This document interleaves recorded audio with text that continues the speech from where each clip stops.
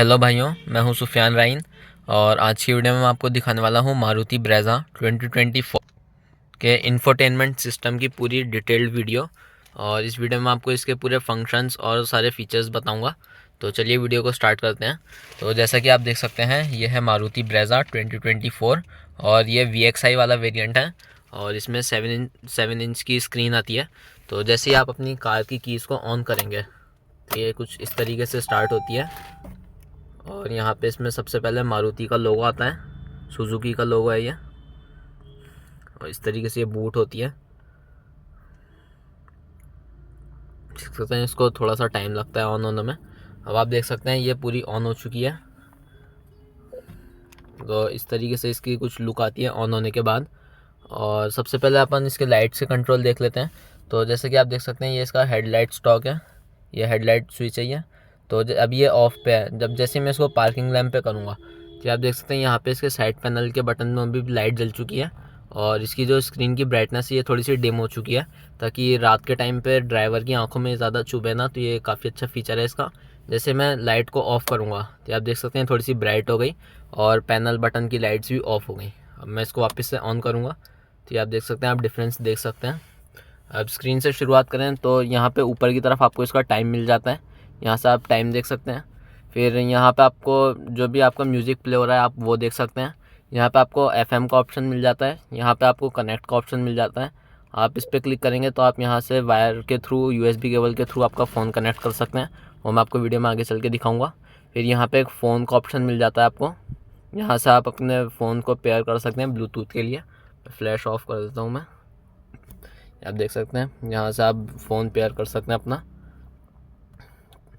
तो ये थी इसकी होम स्क्रीन ऐसी कुछ है इसकी। अब इसके साइड के पैनल बटन की बात करें तो यहाँ पे आपको एक ऑन ऑफ का बटन मिलता है। जैसे आप इस बटन को प्रेस करेंगे तो आपकी जो इंफोटेनमेंट सिस्टम है ये पूरा ऑफ हो जाएगा और यहाँ पे क्लॉक आ जाएगी बस। फिर अपन इसको ऑन करते हैं। अब यहाँ पे आप देख सकते हैं ये है इसका वॉल्यूम अप का बटन, ये है वॉल्यूम माइनस का बटन, ये है इसका म्यूट का बटन। फिर ये है इसका होम बटन होता है, जैसे आपने कोई भी एप्लीकेशन ओपन करी, अब आप इस बटन को प्रेस करेंगे तो आप वापस होम स्क्रीन पे आ जाएंगे। फिर ये है इसका सेटिंग्स का बटन। फिर नीचे की तरफ ये वाला जो है ये है इसका सोर्स का बटन। जैसे आप इसको प्रेस करेंगे तो यहाँ पे आपको सारे मीडिया सोर्स मिल जाएंगे, जैसे कि FM, AM, ब्लूटूथ, USB वगैरह। फिर वापस होम स्क्रीन पे आते हैं तो ये है इसका बैक का बटन, यहाँ से आप बैक जा सकते हैं इस वाले लास्ट वाले बटन से। और यहाँ पे आपको एक एनालॉग क्लॉक मिल जाएगी और आप इसको इस तरफ स्वाइप करेंगे तो यहाँ पे आपको एक एवरेज माइलेज शो करेगी और आप इस पर क्लिक करेंगे तो यहाँ इस जगह पे आपको व्हीकल के अलर्ट्स मिलेंगे। अभी जैसे इसमें लो फ्यूल का अलर्ट है तो ये इस वाले ऑप्शन में शो हो रहा है। अब मैं इस पर क्लिक करूँगा तो ये आपको इंस्टेंट माइलेज दिखाएगी। जैसे आप गाड़ी को ड्राइव करेंगे तो ये इंस्टेंट माइलेज दिखाएगी और यहाँ से आप माइलेज की हिस्ट्री चेक कर सकते हैं। तो अभी कोई भी हिस्ट्री नहीं है और हिस्ट्री ज़्यादा इकट्ठी होने के बाद आप यहाँ से इसको डिलीट भी कर सकते हैं। वापस होम पे आते हैं तो होम स्क्रीन पे इसमें इतने ही फीचर्स हैं। अब मेन इसकी सेटिंग्स में आपको दिखाता हूँ। तो ये अपन सेटिंग्स ऑन करते हैं तो ऐसी कुछ इसकी सेटिंग्स आती हैं। यहाँ पे सबसे पहले सिस्टम सेटिंग्स करके ऑप्शन आता है, तो ये सिस्टम सेटिंग्स हैं सारी। अब अपन सबसे पहले डिस्प्ले पे चलते हैं। तो यहाँ से आप डिस्प्ले की ब्राइटनेस को सेट कर सकते हैं, यहाँ से आप ब्राइटनेस इंक्रीज़ कर सकते हैं, यहाँ से आप ब्राइटनेस डिक्रीज़ कर सकते हैं। और यहाँ पे आपको मोड का ऑप्शन आ रहा होगा, नाइट मोड का, क्योंकि अभी मैंने पार्किंग लैंप ऑन कर रखे हैं। अब जैसे मैं इसको ऑफ़ करूँगा तो आप देख सकते हैं इसकी ब्राइटनेस थोड़ी सी बढ़ गई है और यहाँ पे डे लिखा रहा है। अब जैसे मैं पार्किंग वापस से ऑन करूँगा तो ये ब्राइटनेस कम हो गई और यहाँ पे नाइट लिखा गया, तो ये उसके लिए है। अब वापस बैक आते हैं। अब यहाँ पे सेकंड नंबर पे आप देख सकते हैं टाइम जोन है। अब इस पर क्लिक करेंगे तो यहाँ पे काफ़ी सारे अलग अलग टाइम जोन्स आते हैं, तो ये आप अपने हिसाब से सेट कर सकते हैं या फिर जो भी गाड़ी की लोकेशन होती है टाइम जोन उस हिसाब से ऑटोमेटिकली सेट हो जाता है।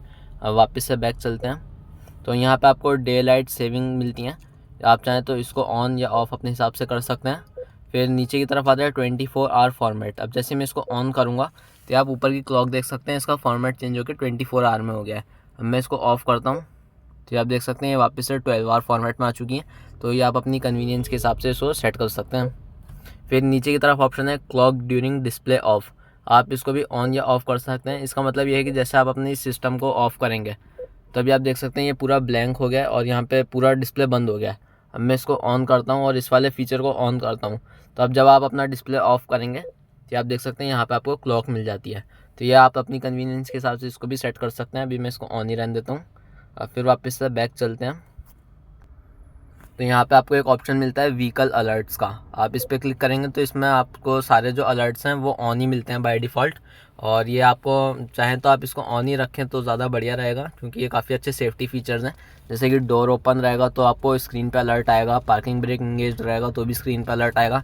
इसी हिसाब से सीट बेल्ट, लो फ्यूल और की फॉब बैटरी का भी अलर्ट्स आएंगे। की फॉब बैटरी का मतलब ये है कि जैसे आपकी की बैटरी डाउन हो जाएगी तो उसका भी यहाँ पर आपको अलर्ट आएगा। अब इस पर बैक चलते हैं वापस से। तो यहाँ पे अब आपको मिलता है लॉक कीपैड वाइल ड्राइविंग। इसका मतलब ये है कि जैसे आप एंड्रॉयड और एप्पल कारप्ले वगैरह कनेक्ट करेंगे तो आप ना ही अपनी स्क्रीन पे ना ही आपके फ़ोन पे कीपैड को एक्सेस कर सकते हैं। ये भी एक सेफ्टी फीचर है। कीपैड को एक्सेस करने के लिए आपको गाड़ी साइड में लगा के स्पीड को कम करना पड़ेगा या गाड़ी पूरी रोकनी पड़ेगी, उसके बाद आप कीपैड एक्सेस कर सकते हैं। तो ये काफ़ी अच्छा सेफ्टी फीचर है। फिर है scroll through steering wheel controls. इसको भी आप चाहें तो अपने हिसाब से ऑन या ऑफ कर सकते हैं। फिर नीचे की तरफ आते हैं तो आपको मिलता है सिक्योरिटी।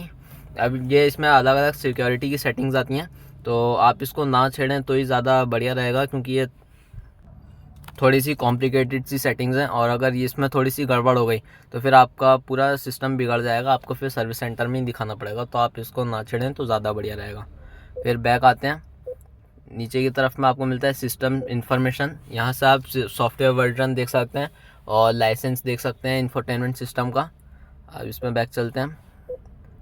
तो यहाँ पे आपको मिलता है रीसेट टू फैक्ट्री सेटिंग्स। इसका मतलब ये है कि अगर आपसे कोई गलती हो गई, आपको कुछ समझ में नहीं आ रहा, तो आप इसको वापस से पूरा रीसेट कर सकते हैं। इसको आपको प्रेस करना है और रीसेट करने के लिए आपको रीसेट वाला बटन दबाना है, तो पूरा सिस्टम आपका रीसेट हो जाएगा। अभी इसको कैंसिल कर देते हैं। तो सिस्टम सेटिंग्स में इतना ही था। अब अपन चलते हैं म्यूज़िक सेटिंग्स में। या आप यहाँ पे इसको क्लिक करेंगे तो ये म्यूज़िक सेटिंग्स, ऑडियो सेटिंग्स खुल जाएंगी। अब इसमें फर्स्ट नंबर पे है बेस, मिड, ट्रेबल। तो आप ये बेस, मिड और ट्रेबल को अपने म्यूज़िक टेस्ट के हिसाब से सेट कर सकते हैं। इसमें बैक चलते हैं। तो ये है बैलेंस फेडर। यहाँ पे आप चाहें तो फेडर अपने हिसाब से सेट कर सकते हैं, जैसे आपको आगे के स्पीकर्स ऑन रखने हैं या खाली आपको पीछे के स्पीकर्स ऑन रखने हैं या राइट लेफ्ट, उस हिसाब से आप अपने हिसाब से इसको सेट कर सकते हैं। मैं अभी इसको रीसेट कर देता हूँ वापस। और आप चाहें तो इसको यहाँ से भी नेविगेट कर सकते हैं। वापस से बैक आते हैं तो आपको यहाँ पे इक्वलाइज़र प्रीसेट्स मिलते हैं।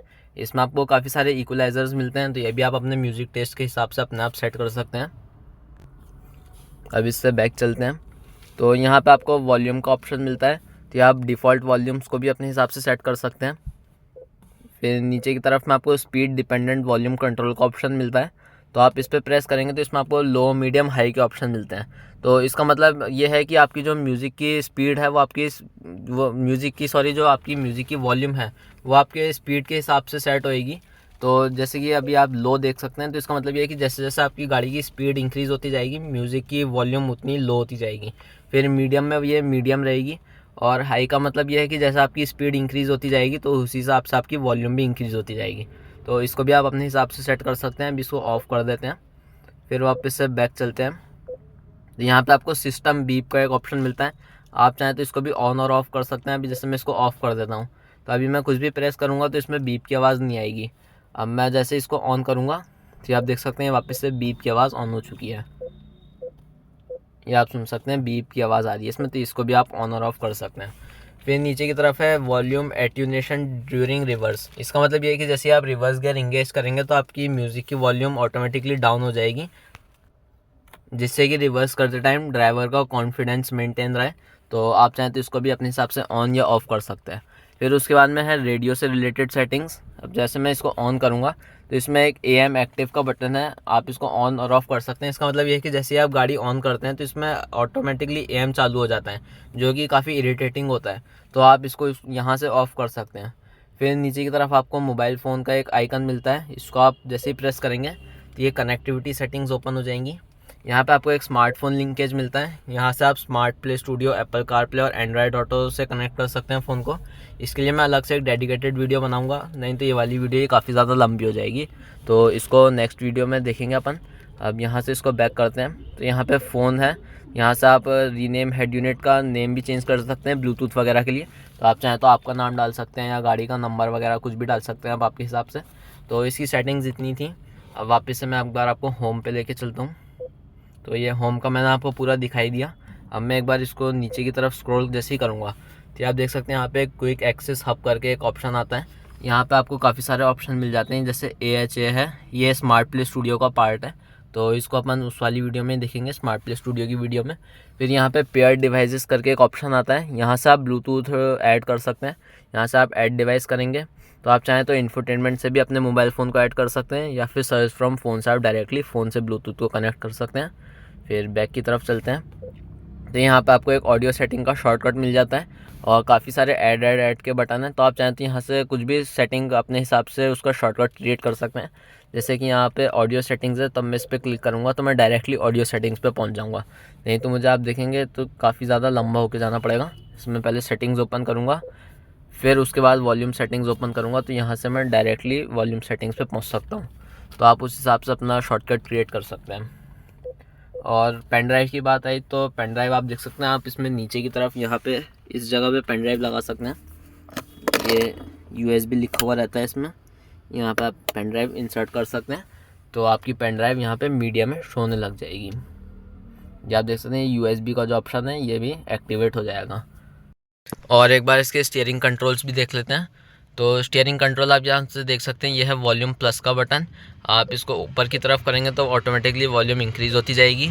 फिर आप नीचे की तरफ करेंगे तो वॉल्यूम डिक्रीज़ होती जाएगी। बीच में मोड का बटन है, आप यहाँ से सोर्स चेंज कर सकते हैं, जैसे FM AM ब्लूटूथ USB पे आप यहाँ से डायरेक्टली जा सकते हैं। फिर ये है प्रीवियस ट्रैक का बटन, ये है नेक्स्ट ट्रैक का बटन, और ये म्यूट का बटन है, आप यहाँ से डायरेक्टली म्यूट कर सकते हैं। और फिर नीचे की तरफ आप ये देख सकते हैं, ये है कॉल हैंग करने का और कॉल डिक्लाइन करने के बटन।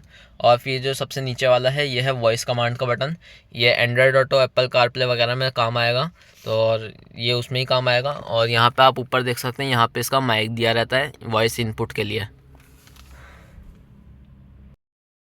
तो भाइयों इस वीडियो में इतना ही, और अगर आपको वीडियो पसंद आए तो आप लाइक और शेयर कर सकते हैं और चैनल को सब्सक्राइब कर सकते हैं। वीडियो देखने के लिए आपको बहुत बहुत धन्यवाद। Thank you so much.